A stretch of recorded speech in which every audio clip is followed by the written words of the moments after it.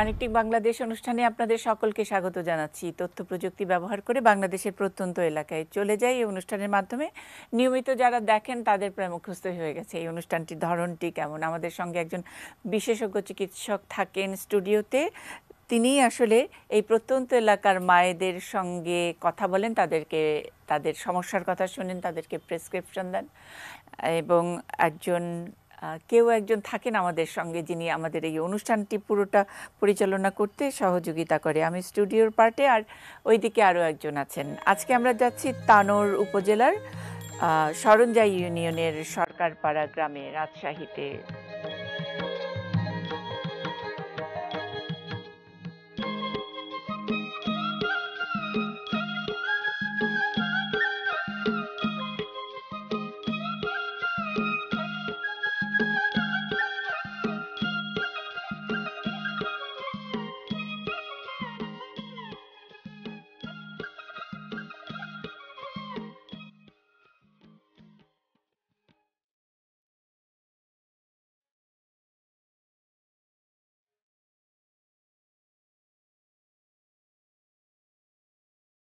এখন বেশ গরম, এই গরমের মধ্যে মোহাম্মদ ফয়সাল ফেরদৌস আছেন, উপজেলা পরিবার পরিকল্পনা কর্মকর্তা। তিনি আমার সঙ্গে সহযোগিতা করছেন। আর আমাদের সকলেরই প্রিয় মুখ এই অনুষ্ঠানের, আমরা যাকে মনে করি যে আমাদের এই টিমের একজন অন্যতম সদস্য এবং আমাদের উপদেষ্টা, doctor Zakiur Rahman, women and children general হাসপাতালের স্ত্রীরোগ বিশেষজ্ঞ। তিনি আছেন, অনেকদিন পরে আমরা পাচ্ছি। তিনি আজকে আমাদের তানোরের মায়েদের সঙ্গে কথা বলবেন, আর স্যারের সঙ্গেও সহযোগিতা করবেন একজন, যিনি প্রেসক্রিপশনটা লিখে দেবেন, ডক্টর মাসুমা মঞ্জুরা হোসেন। তিনি আছেন। মাসুমা আপা, অনেক কৃতজ্ঞতা আগে থেকেই জানালাম। আপনি নিশ্চয়ই ওখানে মায়েদেরকে আগেই একটু ওনাদের প্রেশার চেক করেছেন, ডায়াবেটিস আছে কিনা সেগুলো আগেই চেক করে নিয়েছেন। বাকিটুকু শুনবো আমরা। ফয়সাল ভাই কেমন আছেন? আসসালামু আলাইকুম। জি, ওয়ালাইকুম আসসালাম। আমি ভালো আছি, আপনি ভালো আছেন? জি, ভালো আছি ফয়সাল ভাই। আচ্ছা, আমরা শুনি ডক্টর জাকিউর রহমানের কাছে প্রথমে কে দেখাবেন? প্রথমে হচ্ছে গর্ভবতী আছে একজন, আমাদের গর্ভবতী মা নাবিলা। আসসালামু আলাইকুম। ওয়ালাইকুম সালাম। নাবিলা আপা কেমন আছেন? আলহামদুলিল্লাহ ভালো আছি, আপনারা ভালো আছেন? জি, ভালো আছি। নাবিলা আপা, বয়স কত আর এটা কি প্রথম বাচ্চা? জি, আমার বয়স 18 আর এটি প্রথম বাচ্চা। আচ্ছা, তো আমার 4 মাসের প্রেগন্যান্সি চলছে, অথচ ব্লাড দেখা দেয় এখনো। ব্যথা আছে? ব্যথা? জি, তলপেটে ব্যথা আছে। তো রক্তটা কি আপনার ফোঁটা ফোঁটা পড়ে নাকি আপনার জাস্ট টিস্যুতে এমনি মনে হয় যে আসছে বা কাপড়ে লাগছে এরকম? জি। তো আপনি এই পর্যন্ত কোনো আলট্রাসোনোগ্রাম করার নাই? জি না, করাইনি। একটা আলট্রাসোনোগ্রাম করায় দেখায় নিতে হবে, কারণ অনেক সময় ফুলটা থাকে না, প্লাসেন্টা যেটাকে বলি আমরা ফুল, জি, যেটার মাধ্যমে বাচ্চাটা আপনার থেকে খাদ্য পাচ্ছে, তো সেইটা অনেক সময় নিচের দিকে থাকলে এরকম অল্প স্বল্প ব্লিডিং হয়, ব্যথামুক্ত ব্লিডিং হয়। হঠাৎ সকালে এমনি উঠে দেখবেন একটু ব্লিডিং। এটার বিশেষ কোনো ট্রিটমেন্ট লাগে না, এটা আপনার খুব ভালো রেস্ট নিতে হবে। একদম বাথরুম এবং খাওয়া ছাড়া আপনি মুভমেন্ট একদম বন্ধ করে দেন।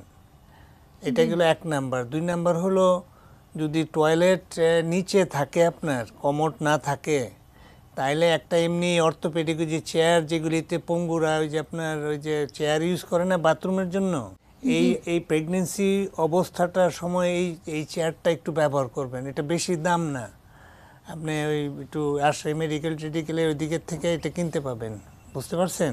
জি, ঠিক আছে। আর ব্যথার জন্য একটা ওষুধ আমি দিচ্ছি, সেটা আপনি খাবেন, অ্যালজিন নাম এটার। হ্যাঁ, এটা একটা করে খেতে পারেন, 8 ঘন্টা পর পর 2টা করেও খেতে পারেন। এটা সবসময় সাথে রাখবেন। ব্যথা ভাব হলে বা ব্যথা হবে ভাব হলেই খেয়ে ফেলবেন। অনেক ব্যথার জন্য অপেক্ষা করেন না যে আর একটু ব্যথা বাড়ুক তারপরে খাবো, এরকম যেন না হয়, ঠিক আছে? আর এমনি আর কোনো ওষুধ খান এই প্রেগনেন্সির জন্য? ক্যালসিয়াম বা আয়রন এগুলি খান? জি। হ্যাঁ, এগুলি রেগুলার খাবেন। আর রক্ত পরীক্ষাটা একটু করাই নেবেন যে রক্ত শূন্যতা আছে কিনা, ডায়াবেটিস আছে কিনা। প্রেশারটা প্রতিনিয়ত চেক করাবেন, প্রতি মাসে সম্ভব হলে একবার।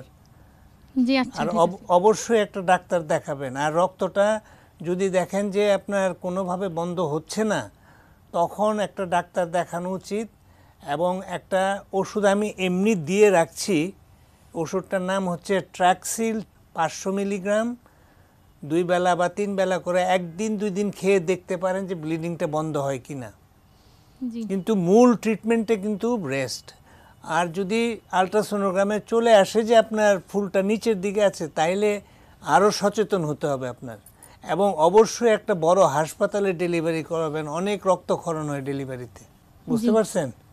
হ্যাঁ নাবিলা, জি বোঝা গেল প্রথম ওষুধ কিন্তু রেস্ট, এবং ভালো রেস্ট স্যার কিন্তু বলছেন। আমরা তো এমনি নর্মালি যখন বলি তখন বলি যে রেস্ট নেবেন ইত্যাদি কথার কথা, এবং সেটাও আপনারা অতটা গুরুত্ব দেন না, কিন্তু স্যার একেবারে জোর করে বলছেন, জোর দিয়ে বলছেন যে খুব ভালো রেস্ট।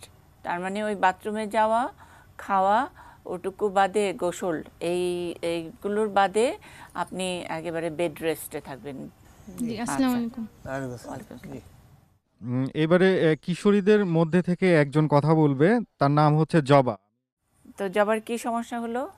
আমার সমস্যা হচ্ছে আমার কোমর মানে মিন্স হলে আমার কোমর ব্যথা করে, আবার প্রস্রাবে ইনফেকশন আছে, সাদা স্রাব যায়।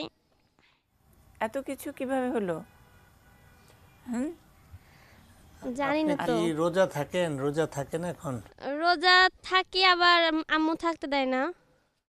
না, ইউরিন ইনফেকশন থাকলে রোজা রাখাটা ঠিক হবে না আপনার জন্য, কারণ আপনি এত ঘন্টা পানি না খেয়ে থাকলে আপনার ইউরিন ইনফেকশন সাংঘাতিকভাবে বাড়বে। আপনি প্রতিদিন অন্তত 10 থেকে 12 গ্লাস পানি খাবেন। হ্যাঁ জি এটা হলো 1 নাম্বার। 2 নাম্বার হচ্ছে প্রতিদিন অন্তত 3 থেকে 5 বার লবণ গরম পানি দিয়ে ভালো করে ওয়াশ করবেন। বাথরুমে গেলে বা না গেলেও এমনিতেও আপনি লবণ গরম পানিটা হচ্ছে সবচেয়ে উপকারী। আপনি আজকে 2-3 বার দিয়ে দেখেন আপনার অনেকটা কমে যাবে। তারপরে কিছু ওষুধ আছে যেগুলি আপনার, যেহেতু পেটে ব্যথা হচ্ছে, এগুলি অনেক সময় ইনফেকশনটা উপরের দিকে উঠে হয়ে পেটে গিয়ে ব্যথাটা করে অনেকের। তো এখন যেহেতু আপনার খুব অল্প বয়স, এখনই যদি পেটে ইনফেকশন বা এই ধরনের এখন থেকে শুরু হয়ে যায়, পরবর্তীকালে আপনার এই নর্মাল জীবনযাত্রাটা আপনার জন্য অসুবিধা হবে। ভালো করে চিকিৎসা পরে করানোটা কঠিন হয়ে পড়বে। দ্বিতীয়, তৃতীয়, সবচেয়ে ইম্পর্টেন্ট যেটা, তখন বাচ্চা সংক্রান্ত সমস্যাগুলো বেশি প্রকটভাবে দেখা দিবে।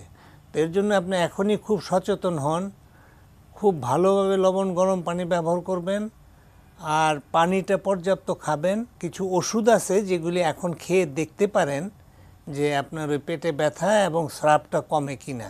ক্যাপসুল ডক্সিক্যাপ 100 মিলিগ্রাম, একটা করে 10 দিন খান।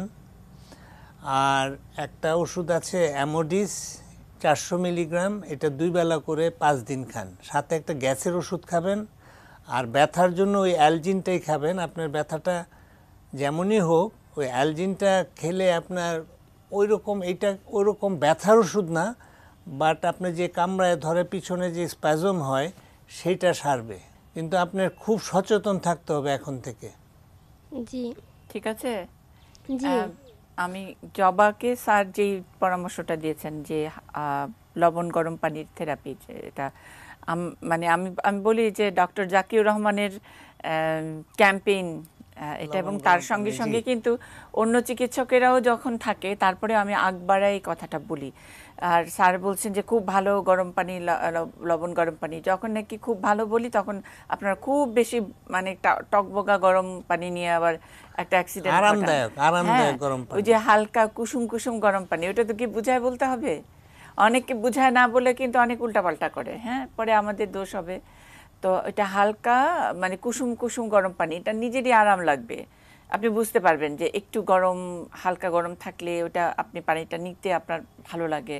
তো ওইটাতে অল্প লবণ মিশায় এই থেরাপিটা, যেটা স্যার আবারও যদি অনেকদিন আমরা বলি না এটা নিয়ে, মানে যে কোনো কিছুতেই বিশেষ করে যে ব্যথা স্রাবের কথা যখন নাকি বলে তখন এই লবণ গরম পানির কথাটা বলেন। এইটা আরেকটু যদি একেবারে গ্রামের মায়েদের জন্য করে বলেন। এটা হচ্ছে কি আপনার, যে ধরেন সাদা স্রাবটা অনেকটা আমাদের ধরেন নর্মাল আমাদের সর্দি কাশি যেরকম মেয়েদের, কিন্তু এটা কিন্তু কি কারণে হলো, কেন হলো, এটা ভালো না। আর অনেক ধরনের কুসংস্কার আছে না, যে এই বাচ্চা মেয়ে মাত্র 10-এ পড়ে তার কেন স্রাব হবে? আমাদের দেশের একটা মানুষের একটা ধারণা হ্যাঁ, আছে যে এটাকে এই একটু ধরনের বাজেভাবে দেখে। একটা ট্যাবু। জি জি, কিন্তু যে এগুলি এটা তো শুনছি বিয়া হইলে বাচ্চা হইলে হয়, তোমার হবে কেন? এগুলি ঠিক না। এটা আমাদের হঠাৎ সর্দি লাগে না, আমাদের ধরেন ইমিউনিটি কমে গেলে হইতে পারে, আমাদের ধরেন কি বলে ওই ওই মাসিকের রাস্তার যে পিএইচ আছে একটা জিনিস যেটা অ্যাসিডিক হইতে হয়, ওইখানে পরিবেশটা চেঞ্জ হলে হইতে পারে। তো এখন আমাদের স্যার এটা কি বয়ঃসন্ধির সঙ্গে কোনো সম্পর্ক? না, মানে এটা অনেকটা ধরেন কারো কারো ক্ষেত্রে আমি আমার অভিজ্ঞতায় জেনেটিক্যাল একটা আছে, যে নানির ছিল এরকম ঘন ঘন ইউরিন ইনফেকশন হইতো, মার হচ্ছে, মেয়েরও হচ্ছে, বা সাদা স্রাব। এটা হচ্ছে ধরেন ওই পরিবেশটা, অনেক অনেক মাইক্রো অর্গানিজম আছে যে আপনার টিস্যুতে সে খুব স্বাচ্ছন্দ্য বোধ করে, খুব দ্রুতই সংক্রমণ ছড়াতে পারে। কিন্তু অনেকের দেখা যায় না, ইমিউনিটিটা বেশি বা পরিবেশগতভাবে অ্যাসিডিটি আছে। ধরেন আমাদের মুখে আমরা হা করছি, কত ব্যাকটেরিয়া যাচ্ছে, তাই না? কিন্তু আমাদের মুখে কিন্তু আপনার ওই যে ফ্লোরা বলি আমরা, নর্মাল ফ্লোরা কিন্তু অনেক আছে যেগুলি ওই ওই ইয়াগুলাকে ধ্বংস করে। কিন্তু আপনি যদি অনেক অ্যান্টিবায়োটিক খান, দেখবেন অনেকের মুখে ঘা হয়, ঝাল লাগে, এইটাও কিন্তু ফাঙ্গাল ইনফেকশন। তখন ওই নর্মাল ব্যাকটেরিয়াগুলো মারা যাওয়াতে এই অর্গানিজমগুলো চারা দিয়ে ওঠে। এবং আপনি লং রানে কেউ যদি অ্যান্টিবায়োটিক খায়, তার নর্মাল ব্যাকটেরিয়াগুলো মারা যায়, তার ওই ওই ওই আপনার মাসিকের রাস্তাতে আপনার তখন স্রাব হয়। তো ফলে এই জিনিসগুলো মাথায় রাখতে হবে যে আপনি অতিরিক্ত স্যাভলন, অতিরিক্ত ডেটল, অতিরিক্ত সাবান এগুলি ব্যবহার করলেও এখানে পরিবেশটা নষ্ট হয়, পিএইচটা নষ্ট হয়ে যায়, অ্যাসিডিটিটা কমে যায়, ওখানকার অ্যাসিডিক অ্যাটমসফিয়ারটা। সো আপনারা এই ডেটল বা অ্যান্টিসেপটিক এগুলি তো এখন খুব প্রচলন হয়েছে আমাদের। হ্যাঁ, সমানে মানুষ পরিচ্ছন্নতা বলতেই মনে করে যে ডেটল, সাবান, স্যাভলন এগুলা দিয়ে মনে হয় আমরা পরিষ্কার করি, মানে যে স্ত্রী জননাঙ্গ ইত্যাদি, এটা আমরা মনে করি যে এটা খুব ভালো। কোনোদিনও এটা করা উচিত না। তবে আপনি সাবান তো ব্যবহার করতেই হবে, সাবান করবেন, কিন্তু আপনি নিশ্চিন্ত হবেন, শিওর হবেন যে কোনো রকমের ফেনা যেন না থাকে। হয় না, খুব তাড়াহুড়ো করে গোসল করলাম, সাবানটা রয়ে গেল, ফেনাটা রয়ে গেল, তখনই কিন্তু এগুলি আপনার দেখা দিবে। সো আপনি এই ব্যাপারটা খুব সচেতন থাকবেন যে যদি সাবান ব্যবহার করেন, খুব ভালো করে ফ্লাশিং করতে হবে, খুব ভালো করে পানি দিয়ে ওয়াশ করতে হবে, যেন কোনো প্রকার ফেনা টেনা ভিতরে না থাকে। স্যার আমি চাইছি যে আপনি যদি একটু এই যে গ্রামের ওই যারা সিনিয়ররা আছে তারা একটু এই বাচ্চা মেয়েদেরকে একটু অন্য চোখে দেখে, ওই যে ট্যাবুর কথাটা, যে একটু লুকানোর চেষ্টা করে, কেন এটা হলো, এটা মনে হয় ওর মেয়েটার কোনো দোষ। এটা যে আসলে যে কোনো মানুষের ওর মানে কোনো দোষের ফল না, এইটা স্যার একজন চিকিৎসক হিসেবে, আর আপনি যেহেতু গরম পানি লবণের ক্যাম্পেইনটা আপনি অনেক করছেন, এটা তো ভালো কথা। ধরেন কেউ যদি সপ্তাহে 2-3টা নতুন কাপড় কিনে, তাও তো খারাপ চোখে দেখা, যে হইলোটা কি, তুমি এত ব্যাপার কি, এত ঘন ঘন কাপড় কি, নতুন কাপড় কোত্থেকে পায়, হইলো কি, কেন? মানে আমার শখ থাকতে পারে না, আমি একটু সুন্দরভাবে থাকবো, এটা তো হইতেই পারে, তাই না? কিন্তু এগুলি আমাদের দেশে কিন্তু একটা অন্যভাবে দেখে যে মানে ঘটনাটা কি এরকম। তো সেই স্রাব ট্রাবটা এটা কিন্তু একেবারে একটা নর্মাল ব্যাপার, এবং পৃথিবীতে কোনো মহিলা নাই যার জীবনে একবারও হয় নাই, এরকম কোনো মহিলা নাই। সো বা পিরিয়ডটাও যে সবার একরকমই হবে এরকমও কোনো কিছু না, প্রত্যেকটা খুব ইন্ডিভিজুয়াল, প্রত্যেকটা মহিলা, প্রত্যেকটা মানুষের প্রত্যেকটা জীবনের যে মুহূর্তগুলো, যেমন আপনার এখন একটা বয়স যাচ্ছে, তার 5 বছর পরে আরেকটা বয়স যাবে, তারপরে আপনার 18 বছর পার হইলে একরকম হবে। সো প্রত্যেকটা বয়সে আপনার এক এক রকম এক একটা রোগ আপনাকে দেখা দিতে পারে। সো এগুলির জন্য প্রস্তুত থাকা, নিজেরও আজকাল সম্ভব হলে একটু পড়ালেখা করে নিজে জেনে নেওয়া, হাইজিনটা কীভাবে, কী স্বাস্থ্যসম্মত চলা, এগুলিও আমার মনে হয় দরকার আছে। আজকাল তো এগুলি খুব সহজ একদম। আচ্ছা, তারপরে জবা, চিন্তার কোনো কারণ নাই, লবণ গরম পানি। আর যেটা আমাদের মানে আমরা বলি, স্যার প্রায় সময় বলেন যে ওষুধ টষুধ দিয়ে লাভটা কি, যদি আমাদের ঘরের লবণ আর গরম পানি দিয়ে আমরা যদি এটা ঠিক হতে পারি, তাই না? এবং গ্যারেন্টেড এটা আপনি হ্যাঁ। আজকে 3বার করে দেখেন, যদি আপনি মানে মোটামুটিভাবে আরাম না পান এবং মুক্ত না হন, তখন দেখেন। দেখছেন, তার মতো একজন ডাক্তার একেবারে এই লবণ Confident. গরম পানিটা একেবারে গ্যারান্টি দিচ্ছে। তো যেহেতু ব্যথাটা আছে, আপনার সুযোগ থাকলে কোনো এক সময় একটা আলট্রা করাই নেন, ইন কেস যদি কোনো সিস্ট হইতে থাকে বা কিছু।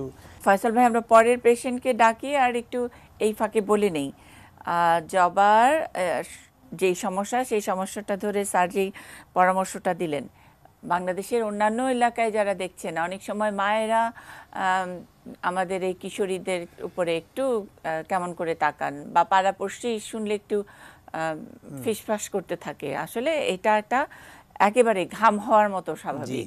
কারো ঘাম হলে, কেউ ঘেমে গেলে কি আমরা তার দিকে একটু বাজেভাবে তাকাই? নিশ্চয়ই না। এটা তো একটা শরীরের স্বাভাবিক জিনিস।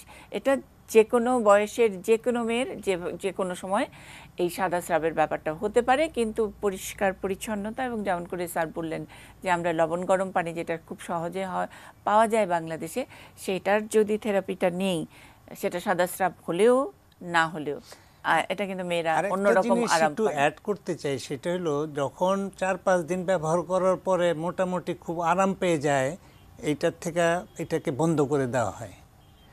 সো এটা যেন একটা রুটিন লাইফের মধ্যে ঢুকে আপনার ভালো থাকলেও করা উচিত, যেন ভবিষ্যতে আপনার না হয়। আমরা যেরকম ধরেন ঘুম থেকে উঠে ব্রাশ করি, মুখ ধুই, সেই রকম এইটারও একটা সময় ব্যয় করা উচিত এটার পিছনে, সো দ্যাট আপনার যেন ভবিষ্যতে না হয়। তারপরে কে ফয়সাল ভাই? হ্যাঁ, এরপরে আমাদের পদ্ধতি গ্রহণকারী, পরিবার পরিকল্পনা পদ্ধতি গ্রহণকারীর মধ্যে থেকে বিউটি আক্তার। হ্যালো, আসসালামু আলাইকুম। ওয়ালাইকুম সালাম। বিউটি আপা, কেমন আছেন? আলহামদুলিল্লাহ, আপনি কেমন আছেন? জি, ভালো আছি।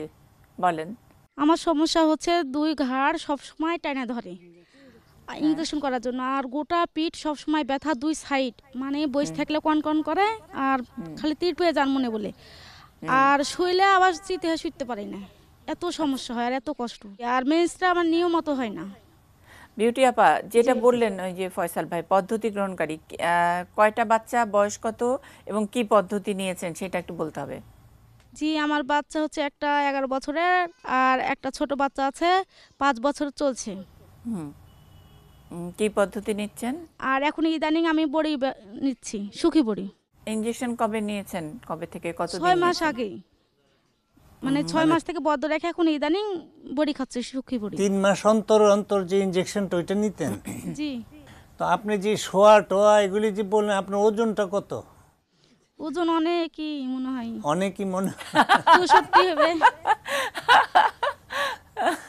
তো এখন আপনার জন্ম নিয়ন্ত্রণের জন্য এক নাগারে ব্যবহার করতে নাই, জি, বুঝতে করতাম পারছেন? তো। না, যেমন ধরেন আপনি 5 মাস সুখী বড়ি খেলেন, তারপর 2 মাস একটু গ্যাপ দিলেন, হ্যাঁ, সেই সময়টা একটু হাজব্যান্ড কিছু ব্যবহার করলো বা আপনার অন্য কোনো ব্যবস্থাপনায় গেলেন, হ্যাঁ, কিন্তু এগুলি তো হরমোনাল ট্যাবলেট, তো এগুলি আপনাকে ওজন বাড়াবে। এবং আপনার যারা খুব এক নাগারে অনেক দিন আপনার এইসব ধর্ম নিয়ন্ত্রণের বড়ি বা এগুলি খায়, তাদের কিন্তু বছরে বছরে একবার করে চেক করা উচিত। হ্যাঁ, মহিলাদের যেরকম জ্বরের মুখের পরীক্ষা, ব্রেস্টের পরীক্ষা, এগুলি 2-1 বছর পর পর একটু করাবেন। আর এখন যদি আপনি এই ব্যবস্থাপনাটা ছাড়তে চান, আপনার তো এখনও বয়স তো বেশি না, আপনার বয়স কত এখন? এখন 25। তো 25-এ তো অনেক কিছু করে ফেললেন। 25, বাচ্চার বয়স 11। হ্যাঁ, আর আপনার অবশ্যই ওজন কমানো উচিত। যেগুলি আপনি বললেন যে ঘাড় ধরে, আপনার প্রেশারটা মেপে দেখা উচিত, ব্লাড প্রেশার ঠিক আছে? জি। তাইলে ওজনটাই আপনার এখন মূল কারণ। ওজনটাকে আপনি যতটুকু পারেন, ভাত, মিষ্টি, রাজশাহীর মিষ্টি তো খুব ভালো, রসকদম না, অনেক ধরনের মিষ্টি। তো ওই মিষ্টিটা টোটালি বাদ দেন, কোল্ড ড্রিঙ্কস বাদ দেন, আর ভাত একবেলা খান।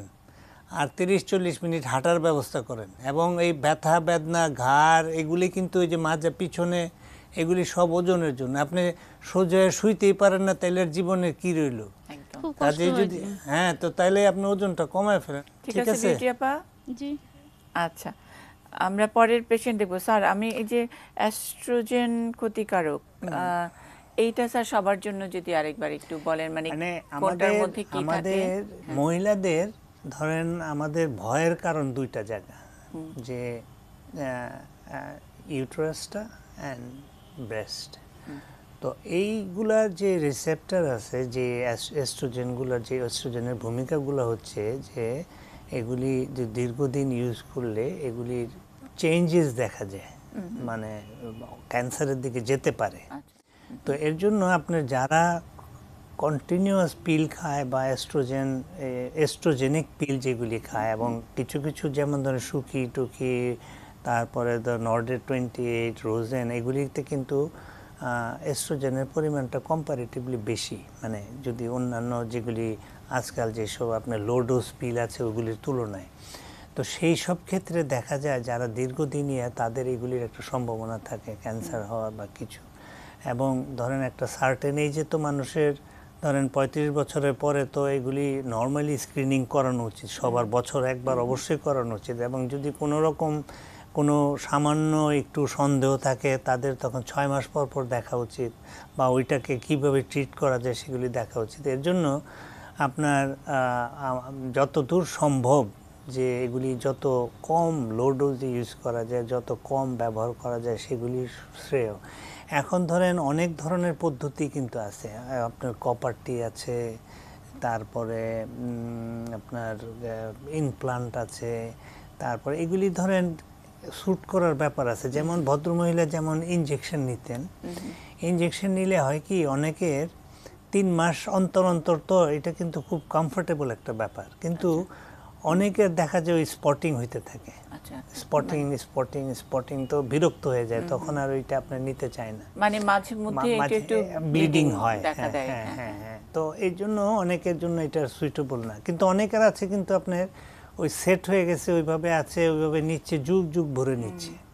অনেকে আছে ধরেন কপারটি আমরা পাই, ওইটার মেয়াদ হয়তো 3 বছর বা 5 বছর, উনি 15 বছর ধরে এটা পড়ে আছে, ওইটা উনি কেউ বলেও নাই, ওইটার মেয়াদও শেষ, কিন্তু উনি যে আছে তো আছে। মানে এরকম আমাদের দেশের অনেক নর্মাল পিকচার এটা পাওয়া যায়। তো এখন ধরেন কপারটিতেও অনেকের একটু ব্লিডিং হইতে পারে, কিন্তু আবার অনেকের কোনো সমস্যাই হয় না। তো এটা অ্যাকচুয়ালি ট্রায়াল ইয়াতে যেতে হবে আপনার, কিছুদিন এটা দিয়ে দেখলেন, যদি আপনার শ্যুট করে যায় ভালো খেলেন। আবার অনেকে আছে ধরেন সেফ পিরিয়ডটা মেনটেন করে, যাদের পিরিয়ডটা রেগুলার, তারা ওই মাঝের 10 দিনটা বাদ দিয়ে অন্য সময়গুলোকে খুব নর্মালি জীবন পার করতে পারে, তখন প্রেগনেন্সি হওয়ার চান্স একদম মিনিমাম।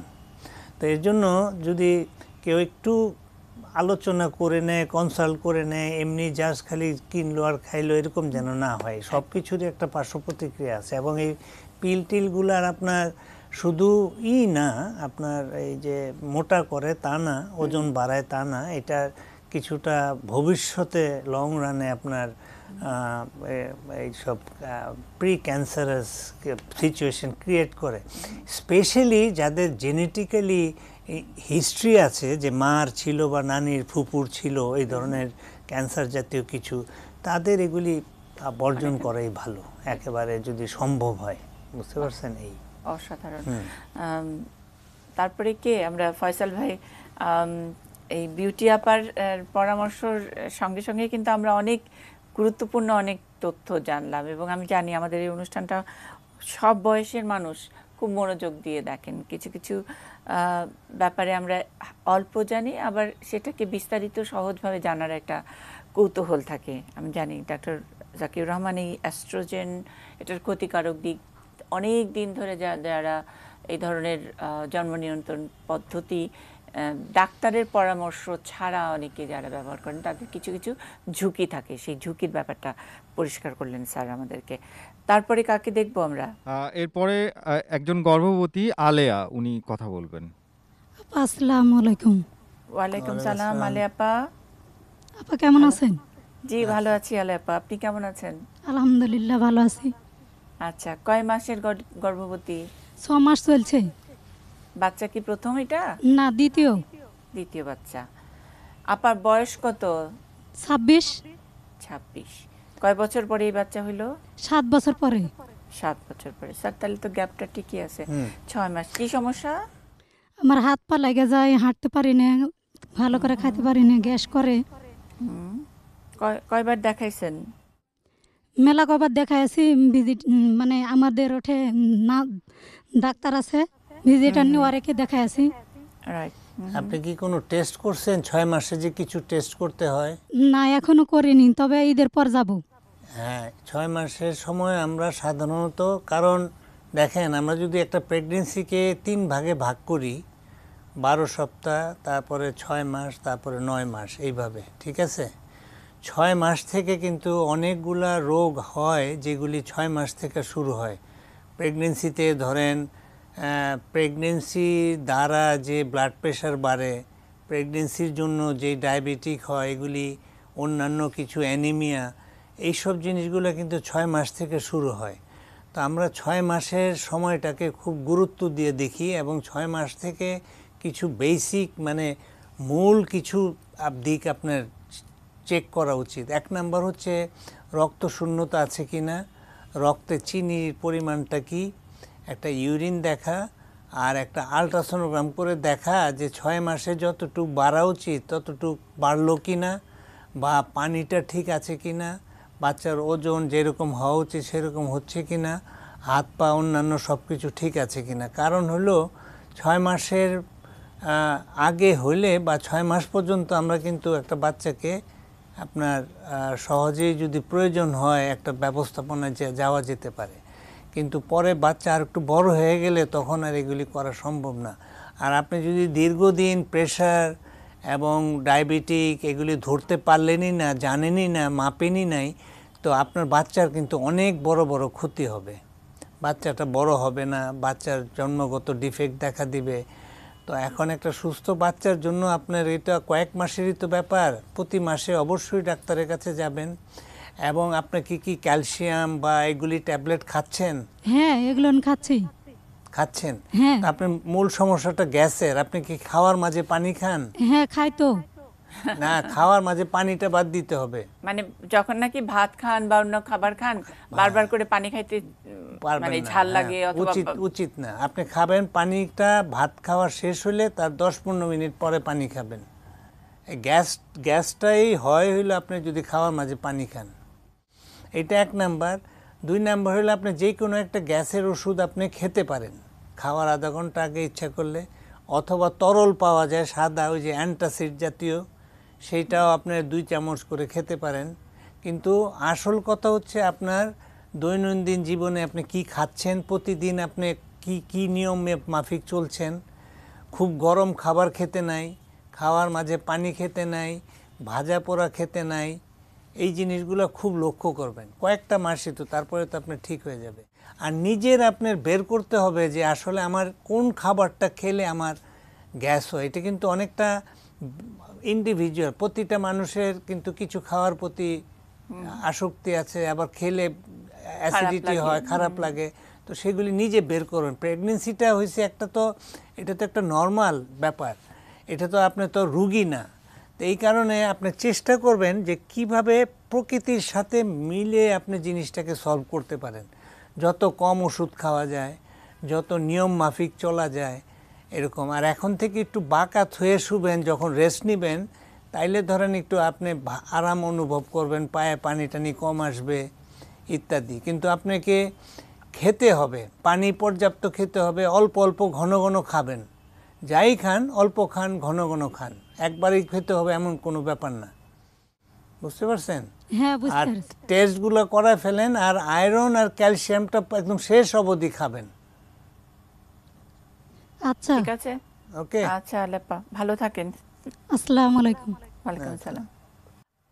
আমি ফয়সাল ফেরদৌস ভাইকে বলি যে অনুষ্ঠানটি যেহেতু এই স্বাস্থ্য শিক্ষা পরিবার কল্যাণ বিভাগের আওতাধীন পরিবার পরিকল্পনা অধিদপ্তরের IEM ইউনিট আমাদেরকে সহযোগিতা করেন এই অনুষ্ঠানটি, এবং আপনারা সকলেই দেখেন সারা বাংলাদেশের সকল উপজেলা পরিবার পরিকল্পনার কর্মকর্তা যারা সবসময় মানে সঙ্গে থাকেন আমাদেরকে, দেখেন প্রায় সময় কিন্তু তাই করতে হয়। অনেক পেশেন্ট থাকে, অনেকের নানান জটিলতা থাকে যেটা আপনারা উপস্থিত ওখানে সমাধান করেন, আবার কিছু থাকে যে বিশেষজ্ঞ চিকিৎসকের পরামর্শ লাগে।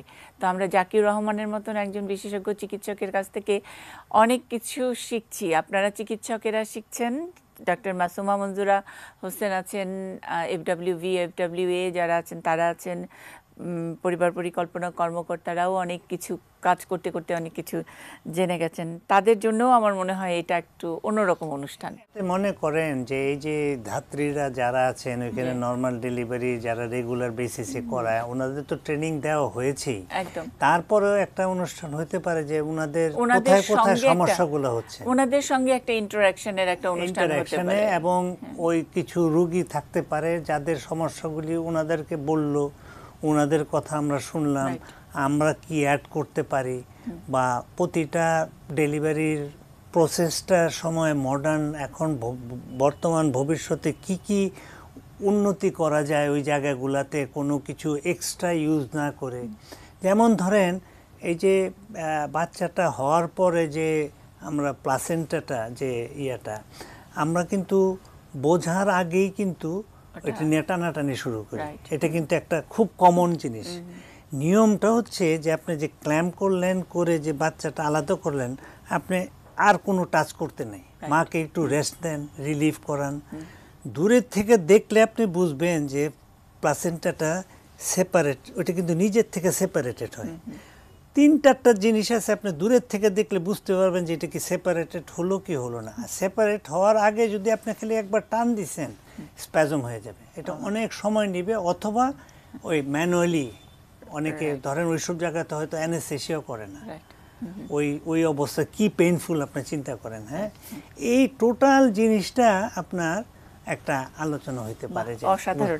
আমরা যেটা বলছিলাম হেল্প হবে, আমরা বলছিলাম যে ডক্টর জাকিউর রহমান আমাদের এই অনুষ্ঠানের একজন উপদেষ্টা, অনেক অনেক আইডিয়া। স্যার স্প্যাজম নিয়ে একটা অনুষ্ঠান আলাদা আমি করতে চাই, আপনাকে নিয়ে আপনি আমাদেরকে সময় দিবেন। আর ফয়সাল ভাই, আমরা আলোচনা চালিয়ে যাব আগামী সপ্তাহেও, অর্থাৎ যেই আলোচনাটুকু চলবে বা চলছে সেগুলো নিয়ে আমরা হাজির হব। রাজশাহীর তানোর উপজেলার শরণজা ইউনিয়নের সড়কপাড়া গ্রাম থেকে আমরা আজকে বিদায় নিচ্ছি। আগামী সপ্তাহে আবার একই জায়গায় থাকবো, নিশ্চয়ই থাকবেন এটি নিউজের সঙ্গে।